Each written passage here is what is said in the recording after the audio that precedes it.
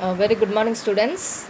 So, this is 12th standard where we are there in third lesson, which is magnetism and the magnetic effect. So, in magnetism, we have studied about certain basic properties of magnet, and then magnetic field. Whatever we have learnt in the last class was magnetic field at a point on its axial line due to the dipole, because magnet is itself is a dipole, always a permanent dipole. Then was magnetic field at a point on its equatorial line due to the dipole. Here also you arrive at the same concept, that axial line answer will be twice that of the equatorial line. That is what we have concluded. So the topic enhances like torque. So when will you have a torque? Is that you keep an bar magnet in an magnetic field, in an uniform magnetic field, because here that there are two kinds of magnetic field that we have studied.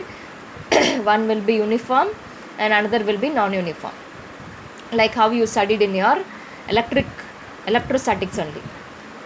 But here this magnetic field, the applied magnetic field is a strong, it is kept under a strong magnetic field. So this is the bar magnet. Sn is the bar magnet.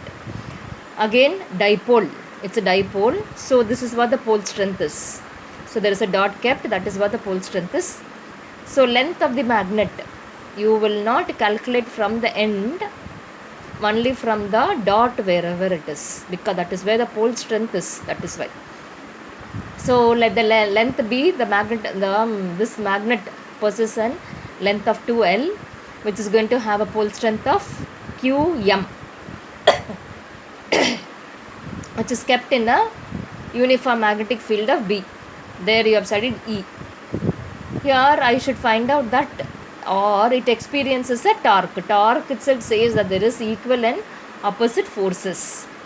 So force here is given by Qm into B.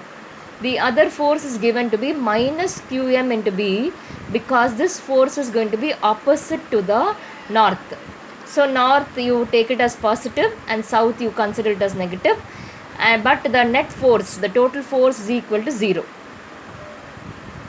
Now moment of force, there is a turning effect. Now here you understand that there is a turning effect, that is what is called as torque, or otherwise called as moment of force. Moment, that term moment itself says it's a measure of force. It is going to be given by force into perpendicular distance of Fn plus Fs into its perpendicular distance. Always torque is given by force into perpendicular distance. Here this says Fn plus Fs, that's all. So you just substitute in the place of Fn Qm into B and On. I will find out what is On. On is nothing but L. So I can substitute that value also, and Fs is to be taken as minus because it is opposite. Then On and Os will be equal to L. If you consider the magnitude, where I need not consider the minus sign, so without minus sign I am going to write the equation as this, which says it is 2L into Qm B sin theta. So what happens here again? Moment, like we have studied, Pm is equal to Q into 2L. So in the place of this answer, it can be written as Pm. So tau will be equal to Pm B sin theta. So this will have a maximum value when theta is going to be equal to 90 degrees. So that is how you find out torque acting on a bar magnet in uniform magnetic field.